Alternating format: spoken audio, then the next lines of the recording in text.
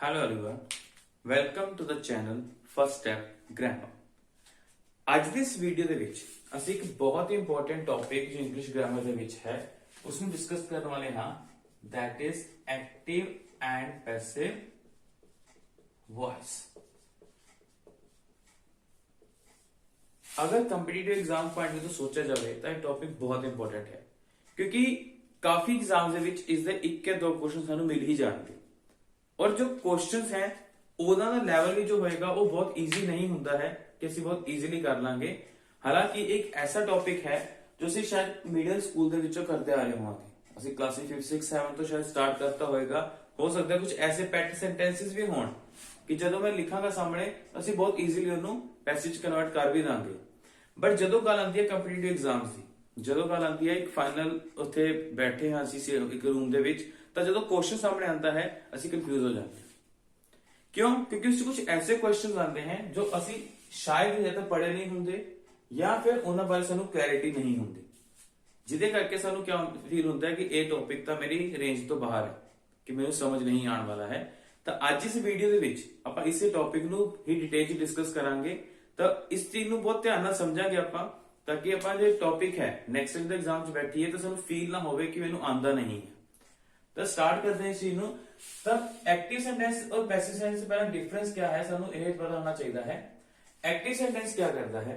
Active sentence ਦੇ ਵਿੱਚ ਅਸੀਂ ਇੱਕ ਜੋ ਹੈ ਸਬਜੈਕਟ ਨੂੰ ਫੋਕਸ ਕਰਕੇ ਇੱਕ ਸੈਂਟੈਂਸ ਨੂੰ ਕੰਪਲੀਟ ਕਰਦੇ ਹਾਂ। ਫॉर एग्जांपल ਹੁਣ ਆਪਾਂ ਸੈਂਟੈਂਸ ਲਿਖਿਆ we play cricket।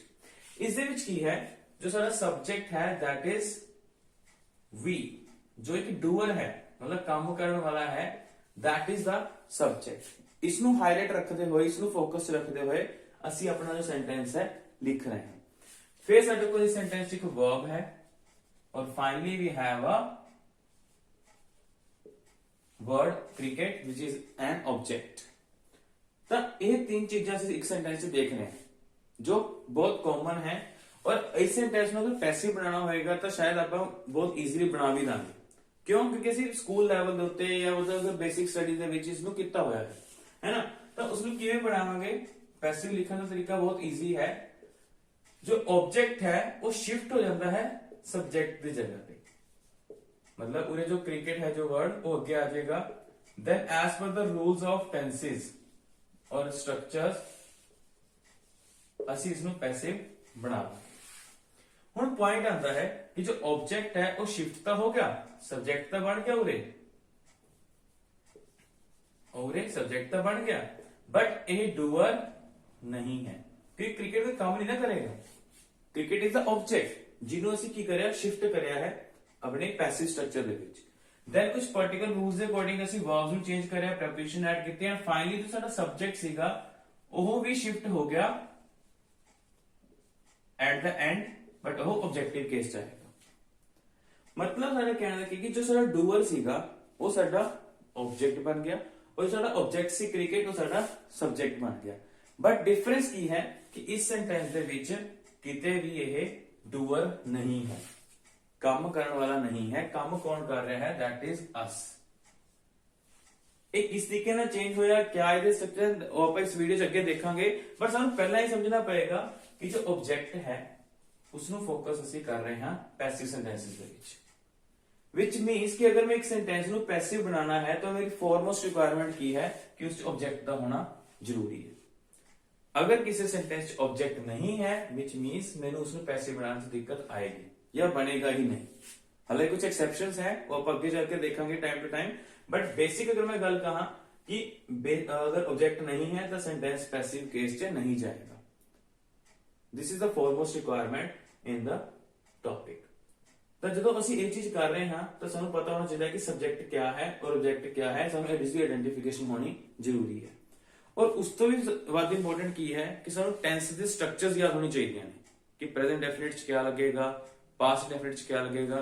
ਉਸ ਚੀਜ਼ ਦੀ ਸਾਨੂੰ ਹੈ ਜੋ ਸਟਰਕਚਰਸ ਨੇ ਉਹ ਸਾਡੇ ਮਾਈਂਡ 'ਚ ਕਲੀਅਰ ਹੋਣੀ ਚਾਹੀਦੀਆਂ before we go further with this topic. ਤਾਂ ਇਸ ਟੌਪਿਕ ਨੂੰ ਕਰਨ ਤੋਂ ਪਹਿਲਾਂ ਸਾਨੂੰ ਇਸ ਦੇ ਬਾਰੇ ਪਤਾ ਹੋਣਾ ਚਾਹੀਦਾ ਕਿ ਅਸੀਂ ਇਸ ਨੂੰ ਪੈਸਿਵ 'ਚ ਚੇਂਜ ਕਿਵੇਂ ਕਰਨਾ ਹੈ।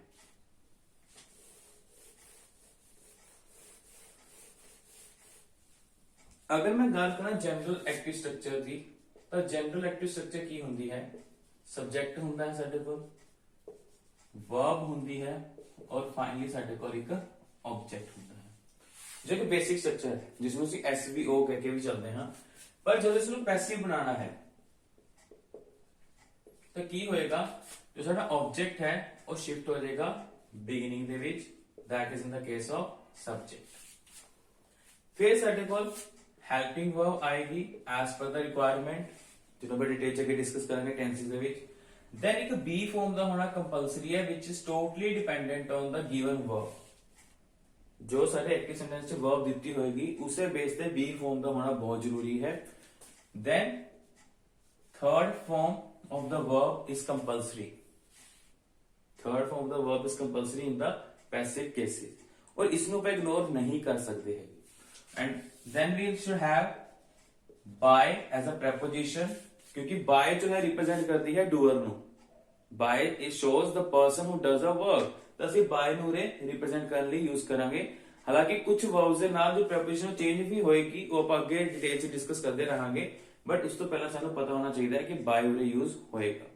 And finally we will have the subject here in objective case, मतलब जो ऑब्जेक्ट है वो सब्जेक्टिव केस आ जाएगा और जो सब्जेक्ट है और वो ऑब्जेक्टिव केस पहुंच जाएगा। This is the basic rule in the active passive sentence. ਹੁਣ पॉइंट आता है कि प्रोनाउंस ਨੂੰ ਆਪਾਂ डिस्कस कर लेने हैं एक बारी कि वो किस तरीके ਨਾਲ अपनी जो है फॉर्मेशन चेंज करेंगे, कि अगर साडा सब्जेक्ट है जो और ऑब्जेक्ट केस किवें जाएगा और ऑब्जेक्ट सब्जेक्ट केस च किस तरीके ਨਾਲ आने वाला है। देखो I is a subject, we, you, he, she, it and they, ये साडे वर्ड्स ने प्रोनाउंस ने बेसिकली जो सब्जेक्टिव केस च आएंगे, ये सब्जेक्टिव जगह ते यूज होंगे। बट जब ऑब्जेक्ट च लिखना है तो की होगा, आई दा बन जाएगा मी, वी दा बन जाएगा अस, जो पूरे भी मतलब पिछले करके बैठे हैं। देन यू दा यू, ही दा हिम, शी दा हर, it remains it, and that they becomes that। तो इस तरीके ਨਾਲ ਸਾਡਾ जो है ਅਸੀਂ स्ट्रक्चर बेसिक स्ट्रक्चर याद रखनी है भी की होने वाली है। हालांकि टेंस वाइज ਆਪਾਂ ਕਰਾਂਗੇ डिस्कस इसਨੂੰ टेंस ਦੇ टाइप वाइज, पर ਸਾਨੂੰ अगर बेसिक स्ट्रक्चर याद रहेगी तो ਅਸੀਂ बहुत इजीली ਸਾਡੇ जो टेंस स्ट्रक्चर ਤੋਂ ਪੈਸੇ ਬਣਾ ਸਕਦੇ ਹਾਂ। that will be the case। और ਜਦੋਂ एग्जाम ਦੇ ਵਿੱਚ ਅਸੀਂ ਬੈਠਾਂਗੇ ਤਾਂ ਸਾਨੂੰ ਪਤਾ ਹੋਏਗਾ ਕਿ ਅਸੀਂ ਕਿਸ स्ट्रक्चर ਨੂੰ ਫੋਲੋ ਕਰਕੇ ਚੱਲਣਾ है। तो आ बेसिक थिंग साडे माइंड च फिट होनी चाहिए। तो आप स्टार्ट करते हैं हुन टेंस वाइज स्टार्ट करते हैं प्रेजेंट टेंसेस के अकॉर्डिंग। तो प्रेजेंट डेफिनेट तो आप इस चीज को स्टार्ट करेंगे, बट एक चीज मैं पहला दस देना चाहना आगे स्टार्ट करते पहला कि प्रेजेंट टेंसेस जब कुछ 5 टाइप्स ਨੂੰ डिस्कस करांगे जो अपने अगे बाकी टेंसेस ਦੇ ਵਿੱਚ ਵੀ फॉलो होणगे। तो आप प्रेजेंट टेंस इंडेफिनिट ਦੇ उस चीज ਨੂੰ डिटेल समझांगे और फाइनली उस चीज को अगे फॉलो करांगे।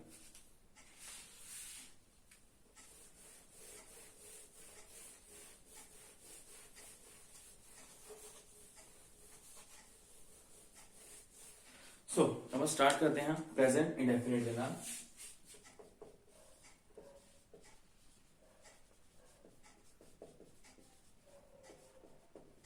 प्रेजेंट इंडेफिनिट क्या है, सानू एक्टिव स्ट्रक्चर याद होना चाहिए, that is subject plus first form of verb S और ईएस एंड देन ऑब्जेक्ट। ये साडी बेसिक स्ट्रक्चर है एक्टिव दे विच present indefinite the.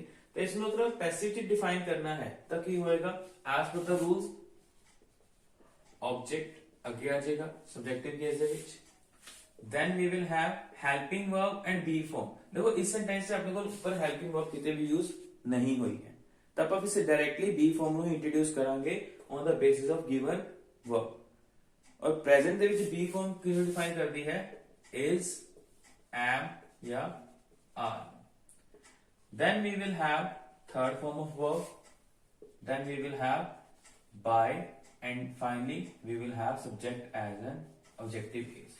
So this is the basic structure जिदे बेस ते असी एक्टिव सेंटेंस नु पैसिव च डिफाइन करने वाले हैं in present indefinite tenses। Let's see the first example।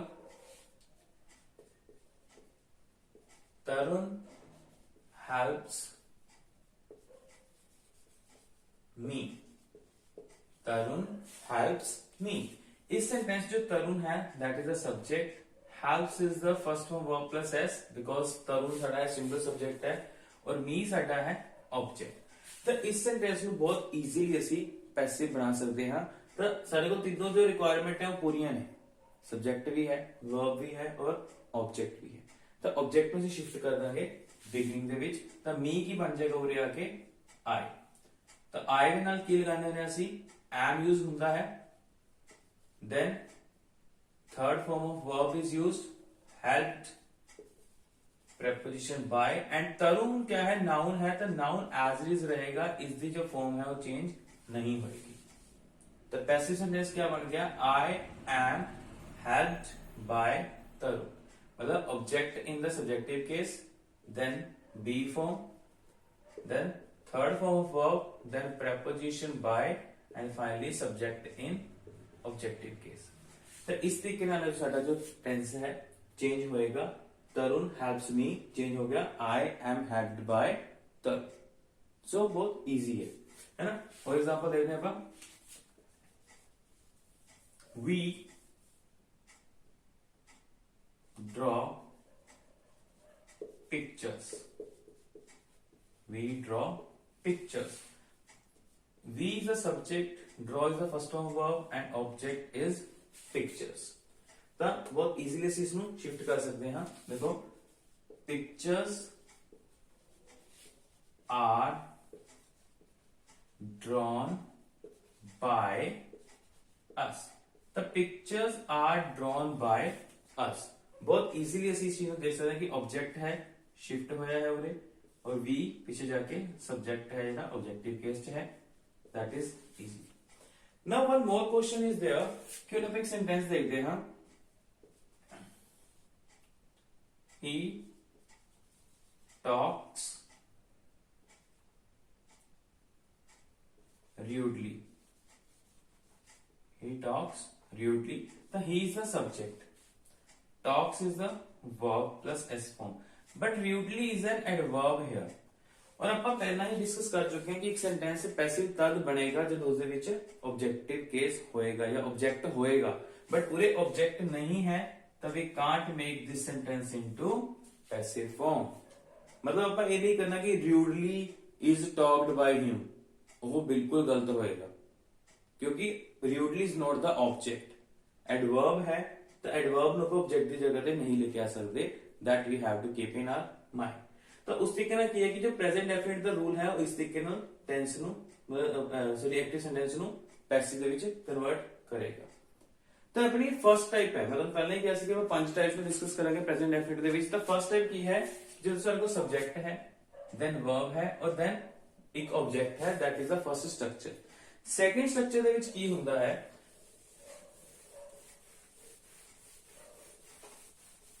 Second structure सारे को क्या होएगा कि सब्जेक्ट होएगा, भले से सेकंड पॉइंट आ जाता है, सब्जेक्ट होएगा, वर्ब फर्स्ट फॉर्म एस और ईएस होएगी, और इस जगह पे अपन डिस्कस कर रहे हैं डुअल ऑब्जेक्ट वाला केस, जिससे इनडायरेक्ट और डायरेक्ट दो ऑब्जेक्ट आएंगे, क्योंकि ऐसे बहुत सेंटेंसेस होने हैं जिस सारे को डुअल ऑब्जेक्ट होंगे। तो डुअल ऑब्जेक्ट को किस तरीके ना चेंज करना, तो ਉਹਦਾ एक पैटर्न थोड़ा डिफरेंट हो सकता है, क्योंकि देखो ये दो ऑब्जेक्ट हैं, अब दोनों ऑब्जेक्ट्स को इक्वल टाइम पे अगे नहीं लेके आ सकते, क्योंकि ਅਸੀਂ ਕੀ करना है, पैसिव वास्ते ਸਾਨੂੰ ਚਾਹੀਦਾ है कि ऑब्जेक्ट अगे आ जाए, पर अगे दोनों इकट्ठे नहीं आ सकते। तो उसके लिए ਸਾਨੂੰ एक पर्टिकुलर रूल फॉलो करना पड़ेगा। तो इसमें दो पॉसिबल स्ट्रक्चर्स ने, एक केस की होएगा कि ਅਸੀਂ इंडायरेक्ट ऑब्जेक्ट ਨੂੰ ਅੱਗੇ ਲੈ ਕੇ ਆਏ, ठीक है, सब्जेक्टिव केस ਦੇ ਵਿੱਚ, देन इज एम आर है ना, then third form, then direct object, then by, and then subject in objective case। और ये जो डायरेक्ट ऑब्जेक्ट है वो सेम फॉर्म ਦੇ ਵਿੱਚ ਹੀ यूज होएगा, that we have to follow। इस एग्जांपल अब देखेंगे, इस ਤੋਂ ਬਾਅਦ ਪਹਿਲਾਂ ਇੱਕ ਦੂਜੀ ਸਟਰਕਚਰ ਦੇਖ ਲਈਏ। ਇਹ ਉਹ ਸਟਰਕਚਰ ਅਸੀਂ ਇਨਡਾਇਰੈਕਟ ਆਬਜੈਕਟ ਨੂੰ ਅੱਗੇ ਲੈ ਕੇ ਆਏ, ਪਰ ਮੰਨ ਲਓ ਆਪਾਂ ਡਾਇਰੈਕਟ ਆਬਜੈਕਟ ਨੂੰ ਅੱਗੇ ਲੈ ਕੇ ਆਨੇ ਆ, ਉਸ ਕੇਸ 'ਚ ਕੀ ਹੋਏਗਾ, डायरेक्ट ऑब्जेक्ट आएगा सब्जेक्टिव केस ਅੱਗੇ, फिर आप इज एम आर ਨੂੰ फॉलो करांगे, then we will have third form. साडे कोल दो ऑप्शन सेटअप हो जाएंगे, ਅਸੀਂ बाय प्लस सब्जेक्ट भी लगा सकते हैं ऑब्जेक्टिव केस, और उसके बाद टू या फॉर और फिर इनडायरेक्ट ऑब्जेक्ट। एक स्ट्रक्चर ਅਸੀਂ ਇਦਾਂ ਲਿਖ ਸਕਦੇ ਹਾਂ। ਦੂਜੇ ਵਿੱਚ ਕੀ ਲਿਖਾਂਗੇ ਕਿ ਅਸੀਂ ਉਰੇ ਤੱਕ ਤਾਂ ਸਭ ਕੁਝ ਲਿਖਾਂਗੇ ਸੇਮ। ਇਸ ਕੇਸ 'ਚ ਅਸੀਂ ਕੀ ਕਰਾਂਗੇ, ਟੂ ਫॉर ਨੂੰ ਪਹਿਲਾਂ ਲਿਖ ਲਾਂਗੇ ਇਨਡਾਇਰੈਕਟ ਆਬਜੈਕਟ ਦੇ ਨਾਲ, ਐਂਡ ਦੈਨ ਅਸੀਂ ਬਾय प्लस सब्जेक्ट वाला केस है जो मेंशन करना। ਇਹ ਥੋੜਾ ਜਿਹਾ मतलब इनडिफरेंट जो केस है, आप इसमें मतलब ध्यान दे एग्जांपल ना समझांगे। Like I pass him a book. ਹੁਣ ਇੱਕ ਚੀਜ਼ ਸਾਨੂੰ ਬਹੁਤ ਇੰਪੋਰਟੈਂਟਲੀ ਯਾਦ ਰੱਖਣੀ ਪਏਗੀ ਕਿ ਜੋ ਇਨਡਾਇਰੈਕਟ ਆਬਜੈਕਟ ਹੋਏਗਾ ਉਹ ਹਮੇਸ਼ਾ ਇੱਕ ਪਰਸਨ ਹੋਏਗਾ। ਇਹ ਬਹੁਤ ਈਜ਼ੀ ਕਨਸੈਪਟ ਹੈ, ਇਸ ਨੂੰ ਸਮਝਣ ਵਾਸਤੇ इस चैनल के ऊपर अपनी वीडियो पई है सेंटेंसेस दी, उसको समझना कि इनडायरेक्ट ऑब्जेक्ट और डायरेक्ट ऑब्जेक्ट च क्या डिफरेंस है, वो बहुत तुहानू इजीली समझ आ जाएगा कि इनडायरेक्ट ऑब्जेक्ट क्या है और डायरेक्ट ऑब्जेक्ट क्या है। पर इनडायरेक्ट ऑब्जेक्ट हमेशा एक पर्सन होएगा, सानू ध्यान रखना पड़ेगा।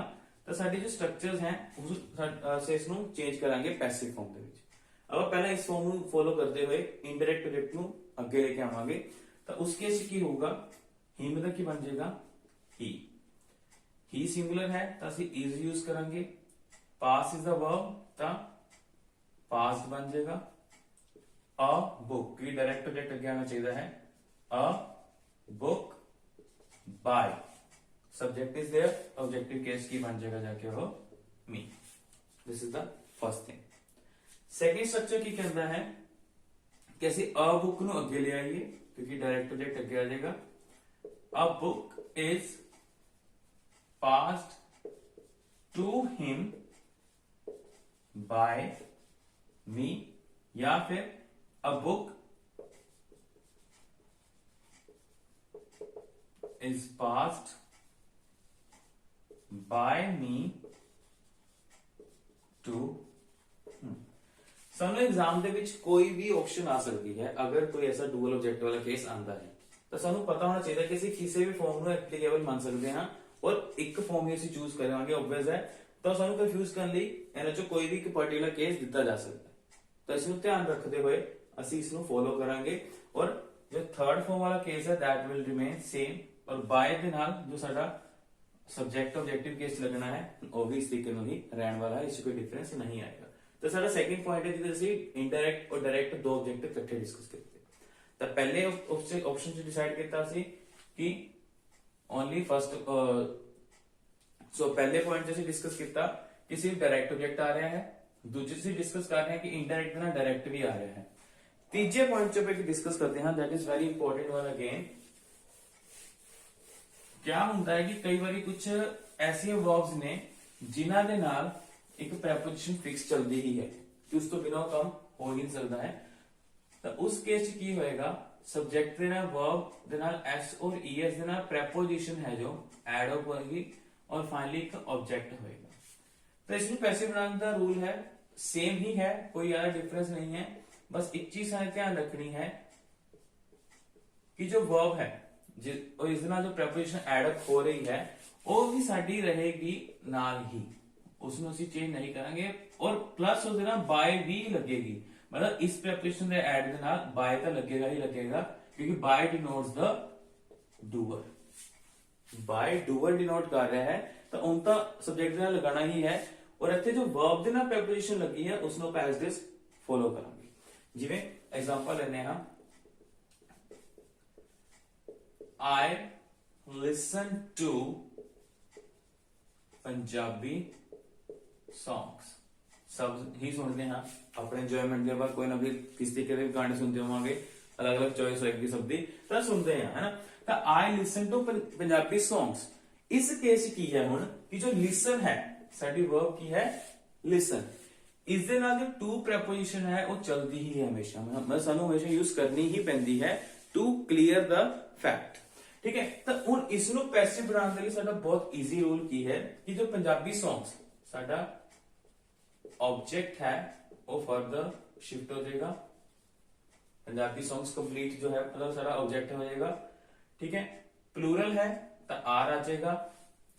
हुण की है जो लिसन टू वर्ब है साडी, लिसन साडी जो वर्ब है उसकी थर्ड फॉर्म यूज होएगी लिसनड, और प्रेपोजिशन टू नाल चलेगा ही चलेगा, उसको से रिमूव नहीं करना है, प्लस बाय भी यूज होएगा, and finally we will have me जो साडा सब्जेक्ट है ऑब्जेक्टिव केस के विच, और साडा ऑब्जेक्ट नाउन है तो एज इट इज आ जाएगा, इससे कोई डिफरेंस वाला पॉइंट नहीं। मतलब कहने का की है कि अगर वर्ब ਦੇ ਨਾਲ preposition फिक्स चल रही है तो पैसिव ਵਿੱਚ भी ना चलेगी, और बाय जड़ा है उसके ऊपर इसका कोई इफेक्ट नहीं आएगा, बाय ने एज इट इज अपना चलना ही है। नेक्स्ट केस है जो साडा चौथा पॉइंट है, ਅਸੀਂ थर्ड पॉइंट देख ले जिससे वर्ब preposition चल रही है। चौथे पॉइंट की होएगा कि सब्जेक्ट होएगा, वर्ब होएगी, एसओरियस होएगा, ऑब्जेक्ट होएगा, and then we will have a phrase. ਹੁਣ ਇਹ ਪੁਆਇੰਟ ਨੂੰ ਦੇ ਨਾਲ ਡਿਸਕਸ ਕਰਨ ਦਾ ਮਤਲਬ क्यों है, देखो क्या होता है जो फ्रेजेस हैं साडियां वो कुछ ऐसे ग्रुप ऑफ वर्ड्स हैं जो शॉर्ट होंगे हैं, ठीक है, और यूजली स्टार्ट होंगे हैं किसी ना किसी प्रेपोजिशन ਦੇ ਨਾਲ, ਤਾਂ ਅਸੀਂ ਇਸ ਨੂੰ ਇਸ ਚੀਜ਼ ਦੇ ਨਾਲ ਕਨਫਿਊਜ਼ नहीं करना। फॉर एग्जांपल और इधर ही ਅਸੀਂ जो पैसिव बनाना है ਉਹਦੇ ਚ ਕੀ ਹੋਏਗਾ ਕਿ ਅਸੀਂ ऑब्जेक्ट ਨੂੰ शिफ्ट करांगे कि जनरल अकॉर्डिंग जो रूल चलांगे, ਅਸੀਂ कोई ਇਸ स्पेशल करने वाला कुछ नहीं है, ठीक है। मतलब कहने का साइड को जो फ्रेज ऐसी उसकी पोजीशन को चेंज नहीं करांगे, अगर end of the sentence use हो रहा है तो एंड ऑफ द सेंटेंस ही रहेगा, ਅਸੀਂ ਉਸ ਨੂੰ ਅੱਗੇ शिफ्ट नहीं करांगे ऑब्जेक्ट ਦੇ ਨਾਲ ਕਿਤੇ। एक एग्जांपल देखते हैं, नाउ प्रीवियस एग्जांपल ਨੂੰ फॉलो कर रहे हैं, we play cricket in the ground. ਹੁਣ ਜਦੋਂ ਅਸੀਂ ਪੈਸਿਵ ਬਣਾਉਣਾ ਹੈ ਸੈਂਟੈਂਸ ਨੂੰ, ਤਾਂ ਇਨ ਦਾ ਗਰਾਊਂਡ ਨੂੰ ਅਸੀਂ ਅੱਗੇ ਨਹੀਂ ਲੈ ਕੇ ਆਣਾ, ਨਾ ਹੀ ਕੰਸੀਡरेशन ਚ ਰੱਖਣਾ ਹੈ, सारे आइडेंटिफाई करने हैं सारे जो रिक्वायरमेंट्स ने सब्जेक्ट वर्ब और ऑब्जेक्ट, और जो फ्रेज है that will remain as it is at this particular place, इसमें ऊपर चेंज नहीं करांगे। तो क्या आएगा, cricket is played by us in the ground. In the ground वाला केस है जो एज शो करांगे, सानू इसमें अगे लेके आने की जरूरत नहीं है, मतलब सी cricket in the ground is played by us नहीं लिख सकते हैं, दैट वुड बी रॉन्ग। तो अपने 4 टाइप्स हैं जो हम तक डिस्कस कर चुके हैं। फिफ्थ टाइप क्या होता है कि सेंटेंस दे विच एडवर्ब यूज होती है, हर एक सेंटेंस दे विच कितने कितने एडवर्ब यूज हो सकती है ना, तो उस एडवर्ब नु यूज करते हुए ਅਸੀਂ एक सेंटेंस है जो फॉर्म करते हैं, और डिपेंड करता है कि वर्ब कई बारी जो एडवर्ब सॉरी से यूज करनी है वो वर्ब तो पहला भी आ जाती है ना, या समटाइम वो सेंटेंस दे एंड दे विच भी आ सकती है, दैट इज द केस। मतलब एक कंपल्शन है कि दोनों ही आएंगे, हो सकता है कि एक जगह पे कितने भी आ सकते हैं, तो उसका भी रूल की है कि जिस जगह पे वो आ रहे हैं वो उस जगह पे ही पैसिव दे विच रहेंगे। अगर वो वर्ब तो पहला है तो वर्ब तो पहला आएगा, अगर वो सेंटेंस दे एंड च है तो सेंटेंस दे एंड च रहेगा, है ना। तो उसको पैसिव बनाने से ਅਸੀਂ ਨਾਲ यूज करके चलांगे। लाइक एग्जांपल देखते हैं, ही ऑलवेज मीट्स मी, ही ऑलवेज मीट्स मी। तो आ सब्जेक्ट है, आ एडवर्ब है जो बिल्कुल वर्ब तो फर्स्ट पहला यूज हो रही है, और ऑब्जेक्ट है, तो ਅਸੀਂ ਕੀ लिखांगे, आई एम। हुन ऑलवेज जो एडवर्ब है वो कितनी आई, वर्ब तो पहला, I am always met by him.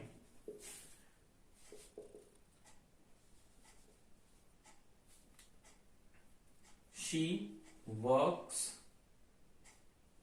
Sorry next side example है, शी ड्रॉज पिक्चर्स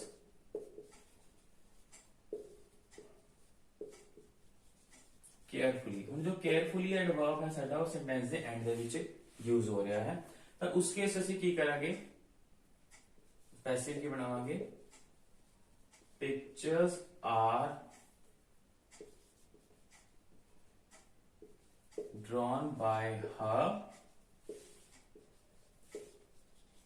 केयरफुली। मतलब अगर ऊपर सेंटेंस एक्टिव ਦੇ ਵਿੱਚ ਉਹ एंड ਦੇ ਵਿੱਚ ਆਇਆ ਸੀ ਤਾਂ पैसिव ਦੇ ਵਿੱਚ ਵੀ ਉਹ एंड ਦੇ ਵਿੱਚ ਹੀ ਆਏਗਾ, इसकी पोजीशन 'ਚ कोई डिफरेंस नहीं आने वाला है। सो ये सारी फिफ्थ टाइप है जो ਅਸੀਂ ਡਿਸਕਸ ਕੀਤੀ ਪ੍ਰੈਜ਼ੈਂਟ ਡੈਫਿਨਿਟ ਦੇ ਵਿੱਚ ਹੀ। ਮਤਲਬ ਪੰਜ ਦੇ ਪੰਜ ਟਾਈਪਸ ਬਾਕੀ ਸੈਂਟੈਂਸਸ ਦੇ ਵਿੱਚ ਵੀ ਬਾਕੀ ਟੈਂਸਸ ਦੇ ਵਿੱਚ ਵੀ ਐਜ਼ ਇਟ ਇਜ਼ ਹੀ ਚੱਲਣਗੀਆਂ, ਇਸ 'ਚ ਕੋਈ ਵੀ ਚੇਂਜ ਕਰਨ ਵਾਲਾ ਪੁਆਇੰਟ ਨਹੀਂ ਹੈ। ਤਾਂ ਇੱਥੇ ਤੱਕ ਵਾਲਾ ਆਪਾਂ ਸਿਰਫ ਪ੍ਰੈਜ਼ੈਂਟ ਡੈਫਿਨਿਟ ਦਾ ਹੀ ਡਿਸਕਸ ਕੀਤਾ ਹੈ। ਇਸ ਤੋਂ ਬਾਅਦ ਆਪਾਂ ਸਿਰਫ ਸਟਰਕਚਰਸ ਡਿਸਕਸ ਕਰਦੇ ਹਾਂ ਵੀ ਕਿਸ ਕਿਸ ਤਰੀਕੇ ਨਾਲ ਇਹਨਾਂ ਨੂੰ ਆਪਾਂ ਚੇਂਜ ਕਰਨਾ ਹੈ। ਹਾਂਜੀ, ਆਪਾਂ ਅੱਗੇ ਡਿਸਕਸ ਕਰਦੇ ਹਾਂ ਪ੍ਰੈਜ਼ੈਂਟ ਕੰਟੀਨਿਊਸ ਸਟਰਕਚਰ और बाकी टेंसेस ਦੇ ਵੀ ਸਟਰਕਚਰ ਨੂੰ ਅਸੀਂ ਦੇਖ ਕੇ ਨਾਲ ਆਪਾਂ ਡਿਸਕਸ ਕਰਾਂਗੇ। प्रेजेंट कंटीन्यूअस ਦੀ जो एक्टिव स्ट्रक्चर है उसमें क्या है, सब्जेक्ट है, हेल्पिंग वर्ब ऑलरेडी यूज्ड हो रही है, is am are, ING form of verb use होता है एंड देन ऑब्जेक्ट।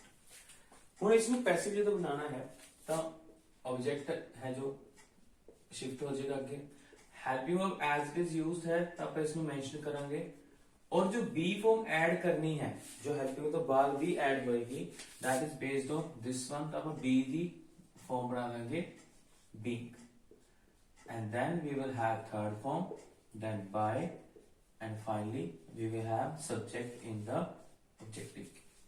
तो इथे इस चीज ऐड ऑन की है कि जो बी दी फॉर्म गिवन फॉर्म ਦੇ ਉੱਤੇ ਡਿਪੈਂਡੈਂਟ ਸੀ ਉਹ ਆਪਾਂ ਯੂਜ਼ ਕੀਤੀ ਬੀ, ਕਿਉਂਕਿ ਸਾਡੇ ਕੋਲ ਹੈਲਪਿੰਗ ਵਰਬ ਆਲਰੇਡੀ ਇੰਟਰੋਡਿਊਸ ਕੀਤੇ ਹੋਏ ਹੈ एक्टिव स्ट्रक्चर दे विच। एग्जांपल देखते हैं, the boys are enjoying the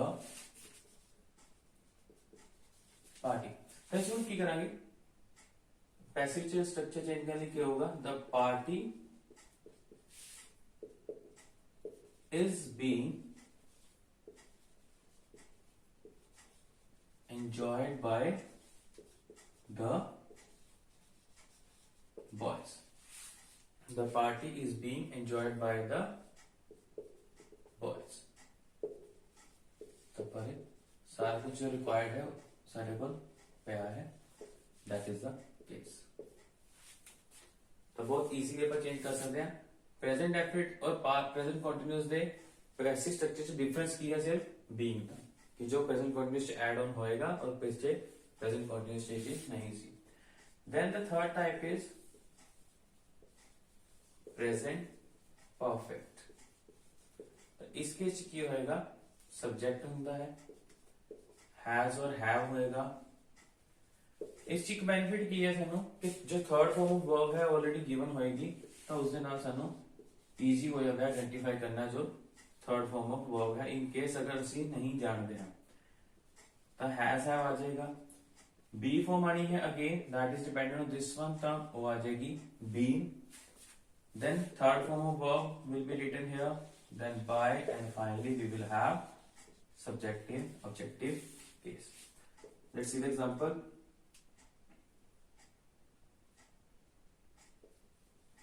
They have submitted the documents। तो क्या आ जाएगा, the documents, क्योंकि दे सारा सब्जेक्ट है, हेल्पिंग वर्ब है, थर्ड फॉर्म वर्ब आ गई है और ऑब्जेक्ट है, तो the documents have been submitted by them। This is subject in objective case or this is object in subjective case। So this is something that we have to understand। So present tenses ਦੇ ਵਿੱਚ ਆਪਣੇ present indefinite, present continuous, present perfect तक पूरे discuss कर लिया है। Next thing हम discuss करते हैं present perfect continuous के रिगार्डिंग, और एक चीज कॉमन सानू समझनी पड़ेगी कि present perfect continuous, past perfect continuous और future perfect continuous, and related आप एक चीज है जो इस पॉइंट समझने वाले हैं जो कॉमन रहने वाली है आगे भी। तो प्रेजेंट परफेक्ट कंटिन्यूअस का जो बेसिक स्ट्रक्चर है active that is subject plus has have plus being plus ING form of verb, then object, then since और फॉर एंड देन टाइम, है ना। बेसिकली ऐसे यूज करते हैं प्रेजेंट परफेक्ट कंटिन्यूस ਦੇ ਵਿੱਚ। जैसे पैसिव बनाने में इसे की करांगे, मतलब जो कर सकते हैं basically as per the rules has have लगेगा। बीइंग ऑलरेडी ਸਾਡੇ ਕੋਲ ਹੈਗਾ ਹੀ ਹੈ, ਤਾਂ ਅਗਰ ਮੈਂ ਮੰਨ ਕੇ ਚੱਲਣਾ ਬੀ ਵਾਲੀ ਸਟਰਕਚਰ ਨੂੰ, ਤਾਂ ਆਈਐਨਜੀ ਫਾਰਮ ਦੇ ਅਕੋਰਡਿੰਗ ਆਣਾ ਚਾਹੀਦਾ ਹੈ ਉਸ ਨੂੰ, दैट इज बीइंग। फिर थर्ड फॉर्म, फिर by plus subject in objective case. पर जो ये स्ट्रक्चर है ये वैलिड नहीं है, ये स्ट्रक्चर वैलिड नहीं है कि बीइंग और बीइंग के इकट्ठे यूज हों। तो इसलिए की होएगा कि जो परफेक्ट टेंसेस होंगे, परफेक्ट कंटीन्यूअस सॉरी, तो उन्होंने दी पैसिव फॉर्म भी नहीं बनेगी। जिन्ने भी साडे कोल परफेक्ट कंटीन्यूअस टेंसेस हैं, चाहे वो पास्ट परफेक्ट कंटीन्यूअस है, चाहे वो फ्यूचर परफेक्ट कंटीन्यूअस है, तो इन्होंने no passive form. The reason we have discussed here कि ये जो स्ट्रक्चर है it is not possible in English language. तो इसलिए इसे प्रेजेंट परफेक्ट कंटीन्यूअस नु किसी भी पैसिव फॉर्म च लिख नहीं सकते हैं, सानू ध्यान रखना पैना, which is very important. So let's move with further with the other types.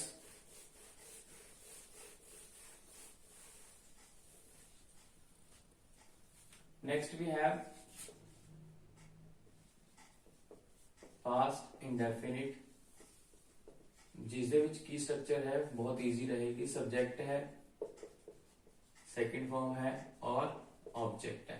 तो इसमें किवें लिखांगे, ऑब्जेक्ट अगे आ जाएगा, बी फॉर्म आएगी past the which, that is was and were,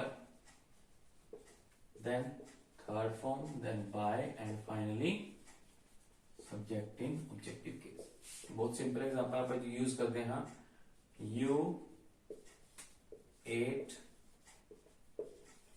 burger yesterday। तो yesterday एंड वर्ब है और as it is last the which रहेगा, तो ਅਸੀਂ ਕੀ ਲਿਖਾਂਗੇ, burger was eaten by you yesterday। so this is the structure of past indefinite tense। फिर ਆਪਾਂ ਗੱਲ ਕਰਦੇ ਹਾਂ past continuous ਦੀ, ਉਸ ਦੇ ਵਿੱਚ ਵੀ बहुत इजी स्ट्रक्चर है। सब्जेक्ट आएगा, was वर आएगा, आईएनजी फॉर्म ऑफ वर्ब आएगी एंड देन ऑब्जेक्ट है। इसमें पैसिव बनाने के लिए क्या करेंगे जी, ऑब्जेक्ट आगे आ जाएगा, देन was और वर आ जाएगा, देन being, क्योंकि इस बेस पे आना है, third form, then by and then finally subject in objective case. So this is the thing for past continuous tenses. Example देख लेते हैं। My uncle was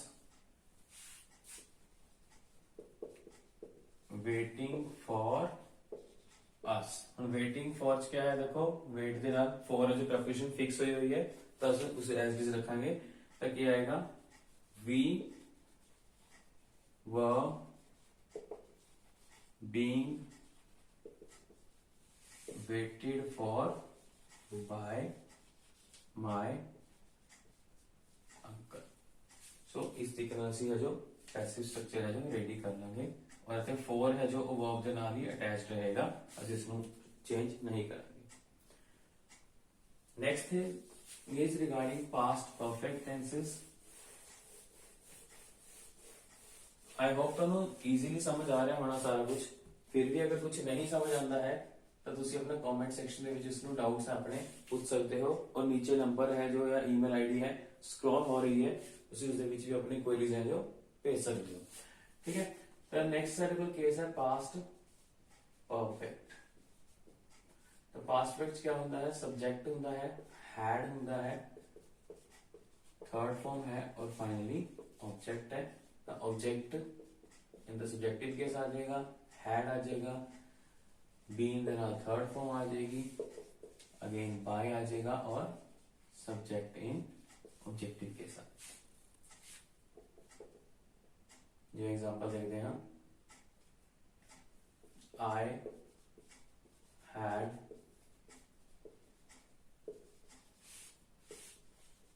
taken my lunch, तो क्या आएगा, my lunch had been taken by me. So this is very easy case now. उन तक सानू समझ आ गया होना कि किस तरीके से पैसे बनाने हैं। एटलीस्ट जो बेसिक स्ट्रक्चर सानू समझ आने शुरू हो चुके हैं, जिसे ਅਸੀਂ ਅਫਰਮੇਟਿਵ और नेगेटिव सेंटेंस ਨੂੰ ਈਜ਼ੀਲੀ ਚੇਂਜ ਕਰ ਸਕਦੇ ਹਾਂ। जो एनआई टेंसेस इंटरोगेटिव बनने वाले हैं उसको ਆਪਾਂ ਬਾਅਦ ਚ ਡਿਸਕਸ ਕਰਾਂਗੇ ਆਪਣੀ ਨੈਕਸਟ ਵੀਡੀਓ ਦੇ ਵਿੱਚ। ਬਸ ਇਸ ਵੀਡੀਓ ਚ ਅਸੀਂ ਜਿੰਨੇ ਵੀ ਅਫਰਮੇਟਿਵ ਔਰ ਸਾਡੇ ਨੈਗੇਟਿਵ ਸੈਂਟੈਂਸਸ हैं ਉਹਨਾਂ ਨੂੰ ਚੈੱਕ ਕਰਾਂਗੇ। Now the next thing is regarding, देखो present perfect past perfect continuous नहीं बनेगा तो आप हम डिस्कस करेंगे सीधा फ्यूचर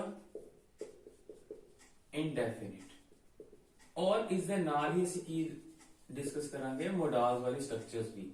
क्योंकि देखो जो फ्यूचर इंडेफिनिट की है विल लगता है, और विल भी की है मोडाल ही है, और सेम रूल फॉलो करते हैं। क्या होता है वो, सब्जेक्ट प्लस विल ਦੇ ਨਾਲ ਫਸਟ ਫਾਰਮ ਔਰ ਆਬਜੈਕਟ, ਔਰ ਇਹੀ ਇੱਥੇ ਅਗਰ ਆਪਾਂ ਮੋਡਾਲਸ ਲਿਖ ਦਿੰਦੇ ਹਾਂ can, could, may, might, would, should, ਉਹਨਾਂ ਦੀ ਸੇਮ ਸਟਰਕਚਰ ਚਲਦੀ ਹੈ। ਤਾਂ ਇਸ ਨੂੰ ਪੈਸਿਵ ਜਦੋਂ ਬਣਾਵਾਂਗੇ ਤਾਂ ਸੇਮ ਸਟਰਕਚਰ ਚ ਹੀ ਫੋਲੋ ਹੋਏਗਾ, so that would not be a problem.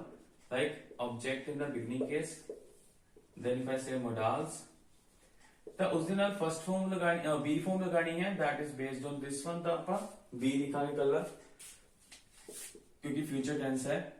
ਤਾਂ थर्ड फॉर्म आ जाएगी, बाय आ जाएगा, और फाइनली क्या आ जाएगा, सब्जेक्ट इन ऑब्जेक्टिव। अब एग्जांपल देख रहे हैं तो इसके पीछे like the example is he will buy a mobile. तो इस केस क्या आएगा, अ mobile will be bought by him.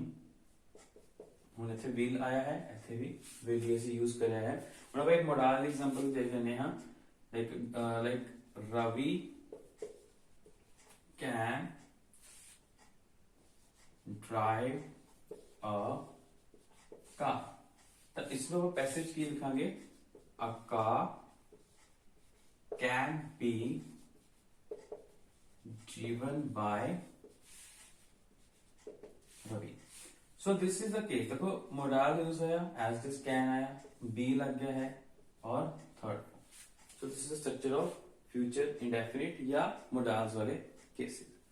जो फ्यूचर कॉन्टिन्यूस है उसदे भी पैसिव फॉर्म नहीं बनेगी फॉर द सेम रीजन, क्योंकि जो पीछे डिस्कस किया कि बीन और बीन इकट्ठे नहीं लगेंगे। तो फ्यूचर कॉन्टिन्यूस स्ट्रक्चर क्या होती है, ਅਸੀਂ डिस्कस करते हैं पहला कि फ्यूचर कॉन्टिन्यूस ਦੀ स्ट्रक्चर ਕੀ ਹੈ,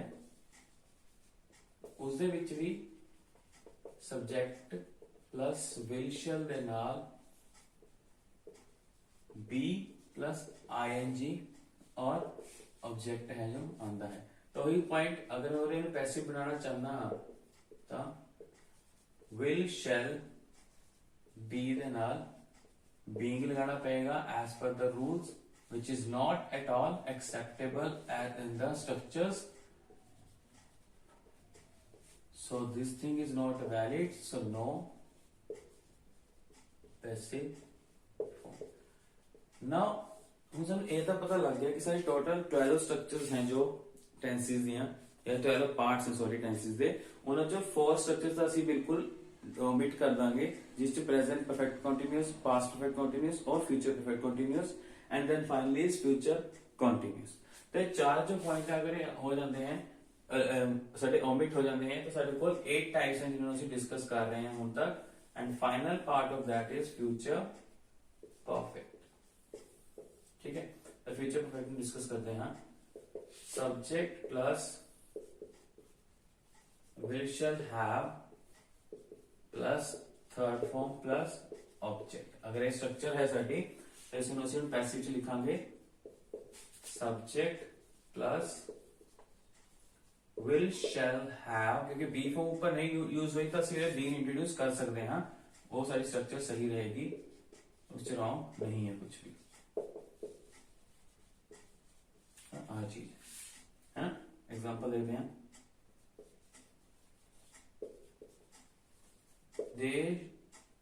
sorry, they will have paid the bill. Answer क्या आएगा? The bill will have been paid by them. Huh? So this is the structure of future perfect.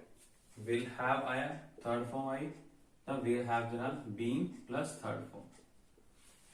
So ਇੱਥੇ ਹੁਣ ਆਪਾਂ ਜੋ future perfect ਹੈ ਉਸ ਨੂੰ ਕੰਪਲੀਟ ਕੀਤਾ ਔਰ ਇਸ ਦੇ ਨਾਲ ਹੀ ਸਾਡੀ ਜੋ ਸਟਰਕਚਰ ਅਫਰਮੇਟਿਵ ਸੈਂਟੈਂਸਸ ਬਣ ਸਕਦੀਆਂ ਨੇ ਪੈਸਿਵ ਦੀਆਂ ਉਹ ਆਪਾਂ ਡਿਸਕਸ ਕੀਤੀਆਂ ਅੱਜ ਇਸ ਵੀਡੀਓ ਦੇ ਵਿੱਚ। ਆਈ ਹੋਪ ਕਿ ਤੁਹਾਨੂੰ ਇਸ ਵੀਡੀਓ ਦੇ ਵਿੱਚ ਜੋ ਵੀ ਪੁਆਇੰਟਸ ਡਿਸਕਸ ਕੀਤੇ ਸਮਝ ਆ ਗਏ ਹੋਣੇ ਹਨ। ਫਿਰ ਵੀ ਅਗਰ ਕੁਝ ਡਾਊਟ ਰਹਿੰਦਾ ਹੈ ਤਾਂ ਤੁਸੀਂ ਕਮੈਂਟ ਸੈਕਸ਼ਨ ਵਿੱਚ ਉਸਨੂੰ ਪੁੱਛ ਸਕਦੇ ਹੋ। ਔਰ ਜੋ ਇੰਟਰੋਗੇਟਿਵ ਸੈਂਟੈਂਸਸ, ਇੰਪੈਰੇਟਿਵ ਸੈਂਟੈਂਸਸ ਔਰ ਸਾਡੇ ਜੋ ਕੁਝ ਸਪੈਸ਼ਲ ਕੇਸਿਸ ਹਨ ਉਹ ਆਪਾਂ ਆਪਣੀ ਨੈਕਸਟ ਵੀਡੀਓ ਦੇ ਵਿੱਚ ਡਿਸਕਸ ਕਰਾਂਗੇ ਔਰ ਇਸ ਟੌਪਿਕ ਨੂੰ ਆਪਾਂ ਜ਼ਰੂਰ ਸਮਝਾਂਗੇ ਤਾਂ ਕਿ ਅਸੀਂ ਆਉਣ ਵਾਲੇ ਐਗਜ਼ਾਮਸ हैं ਜੋ ਕੋਈ ਵੀ ਅਗਰ ਐਗਜ਼ਾਮ ਅਸੀਂ ਅਪੀਅਰ ਹੋਣ ਜਾ ਰਹੇ ਹਾਂ ਜਾਂ ਅੱਗੇ ਫਿਊਚਰ ਲਈ ਪਲਾਨਿੰਗ ਹੈ ਤਾਂ ਉਹਦੇ ਲਈ ਆਪਣੇ ਨੂੰ ਪ੍ਰਿਪੇਅਰ ਕਰ ਸਕੀਏ। ਆਪਾਂ ਇਸੇ ਤਰੀਕੇ ਨਾਲ ਬਾਕੀ ਟੌਪਿਕਸ ਨੂੰ ਵੀ 1 by 1 ਡਿਸਕਸ ਕਰਦੇ ਰਹਾਂਗੇ ਇਸ ਚੈਨਲ ਦੇ ਉੱਤੇ। ਟਾਈਮ ਟੂ ਟਾਈਮ ਇਸ ਦੀ ਵੀਡੀਓਜ਼ ਅਪਲੋਡ ਹੁੰਦੀਆਂ ਰਹਿਣਗੀਆਂ ਤਾਂ ਉਸ ਦੇ ਲਈ ਆਪਾਂ ਜੋ ਹੈ ਅਪਡੇਟ ਰਹੀਏ ਤਾਂ ਚੈਨਲ ਨੂੰ ਸਬਸਕ੍ਰਾਈਬ ਕਰਕੇ ਬੈਲ ਆਈਕਨ ਪ੍ਰੈਸ ਕਰ ਲਾਂਗੇ ਤਾਂ ਕਿ ਜੋ ਸਾਨੂੰ ਮੈਸੇਜ ਹੈ ਉਸ ਦਾ ਆ ਜਾਏ, ਨੋਟੀਫਿਕੇਸ਼ਨ ਹੈ ਜੋ ਮਿਲਦੀ ਰਹੇ ਅਗਰ ਕੁਝ ਵੀ ਨਵਾਂ ਅਪਲੋਡ ਹੁੰਦਾ ਹੈ। ਇਨ ਦਾ ਮੀਨ ਟਾਈਮ ਜੋ ਆਪਣਾ ਟੌਪਿਕ ਹੈ ਐਕਟਿਵ ਪੈਸਿਵ ਵੌਇਸ ਦਾ ਉਹ ਕੰਪਲੀਟ ਕਰਾਂਗੇ। ਉਸ ਤੋਂ ਬਾਅਦ ਆਪਾਂ ਸਟੈਪ ਬਾय ਸਟੈਪ ਅਗਲੇ ਜੋ ਟੌਪਿਕਸ ਹਨ ਜੋ ਇੰਪੋਰਟੈਂਟ ਹੈ ਐਗਜ਼ਾਮ ਪੁਆਇੰਟ ਆਫ View ਤੋਂ ਉਹਨਾਂ ਨੂੰ ਵੀ ਡਿਸਕਸ ਕਰਾਂਗੇ। ਆਈ ਹੋਪ ਕਿ ਅੱਗੇ ਵੀ ਆਪਾਂ ਇਸ ਤਰੀਕੇ ਨਾਲ ਵੀਡੀਓ ਦੇਖਦੇ ਰਹਾਂਗੇ ਔਰ ਅਗਰ ਅੱਛੀ ਲੱਗੇ ਵੀਡੀਓ ਤਾਂ ਇਸ ਨੂੰ ਸ਼ੇਅਰ ਜ਼ਰੂਰ ਕਰਾਂਗੇ। ਆਪਣੇ ਫਰੈਂਡਸ ਨੂੰ ਵੀ ਆਪਾਂ ਹੈਲਪ ਕਰੀਏ ਤਾਂ ਕਿ ਉਹਨਾਂ ਨੂੰ ਵੀ ਇਸ ਟੌਪਿਕਸ ਬਾਰੇ ਪਤਾ ਲੱਗ ਸਕੇ। Thank you everyone. Next video 'ਚ ਮਿਲਦੇ ਹਾਂ ਆਪਣਾ ਇਸੇ ਚੀਜ਼ ਨੂੰ ਫੋਲੋ ਕਰਦੇ ਹੋਏ ਇਸ ਦੇ ਇੰਟਰੋਗੇਟਿਵ, ਇੰਪੈਰੇਟਿਵ ਔਰ ਅਦਰ ਸਪੈਸ਼ਲ ਕੇਸਿਸ ਨੂੰ ਡਿਸਕਸ ਕਰਦੇ ਹਾਂ ਔਰ ਇਸ ਤੋਂ ਬਾਅਦ ਆਪਾਂ ਇੱਕ ਫਾਈਨਲ ਵੀਡੀਓ ਬਣਾਵਾਂਗੇ ਜਿਸ 'ਚ ਆਪਾਂ ਇਹਦੀ ਰਿਵੀਜ਼ਨ ਹੀ ਕਰਾਂਗੇ। ਸਿਰਫ ਆਪਣੇ ਟੌਪਿਕਸ ਹਨ ਜੋ ਸੈਂਟੈਂਸਸ ਨੇ ਸਪੈਸ਼ਲ ਟਾਈਪਸ ਦੇ ਉਹ ਇਸ ਦੇ ਵਿੱਚ ਆਪਾਂ ਡਿਸਕਸ ਕਰਾਂਗੇ। Thank you everyone.